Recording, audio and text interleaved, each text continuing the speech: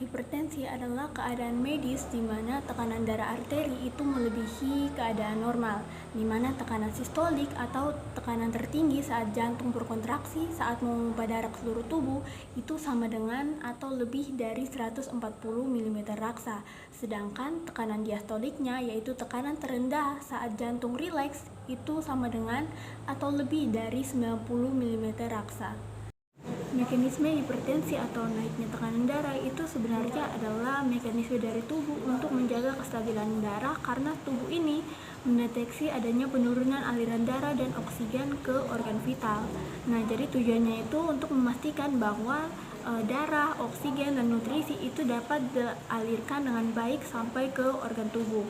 Nah, sebenarnya selain itu kondisi ini juga dapat terjadi akibat beberapa faktor seperti genetik, usia, obesitas, merokok, diet tinggi natrium, dan gaya hidup tidak sehat lainnya. Sehingga pada akhirnya hipertensi ini terjadi dan dapat berkomplikasi ke penyakit lain seperti gagal jantung, gagal ginjal, stroke, dan serangan jantung. Lalu bagaimana sih mekanisme dari hipertensi ini? Nah, seperti yang teman-teman lihat pada gambar, mekanisme hipertensi itu dimulai dari sistem renin-angiotensin-aldosteron atau sistem RAA.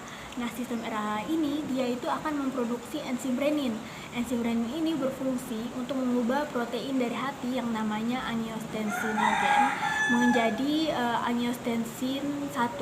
Nah, angiotensin 1 ini nanti akan bersirkulasi ke paru-paru. Nah, saat dia sampai ke kapiler paru-paru, itu akan bertemu dengan enzim yang namanya angiotensin converting enzyme atau ACE. Nah, ACE ini akan mengubah angiotensin 1 menjadi angiotensin 2. Angiotensin 2 ini merupakan senyawa aktif yang menjadi penyebab utama terjadinya hipertensi. Angiotensin 2 menyebabkan hipertensi dengan berbagai mekanisme. Yang pertama, dengan mengaktifkan sistem saraf simpatis dengan meningkatkan neurotransmitternya yaitu norepinefrin. Nah, sistem saraf simpatis itu adalah bagian dari sistem saraf otonom yang bekerja otomatis untuk mempersiapkan tubuh menghadapi bahaya dan stres.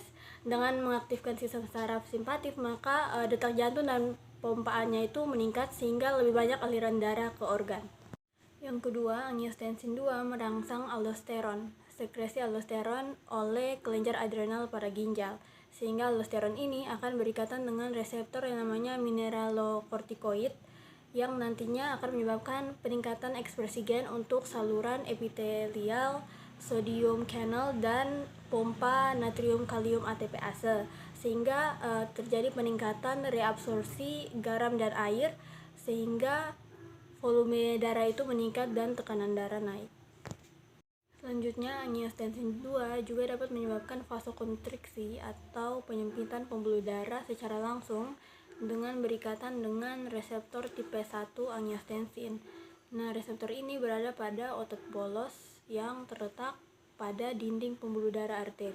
Selanjutnya, angiotensin 2 juga meningkatkan sekresi ADH pada kelenjar pituitari di otak. Nah, ADH ini itu akan menyebabkan rasa haus dan juga meningkatkan reabsorpsi air sehingga volume darah itu dapat dipertahankan.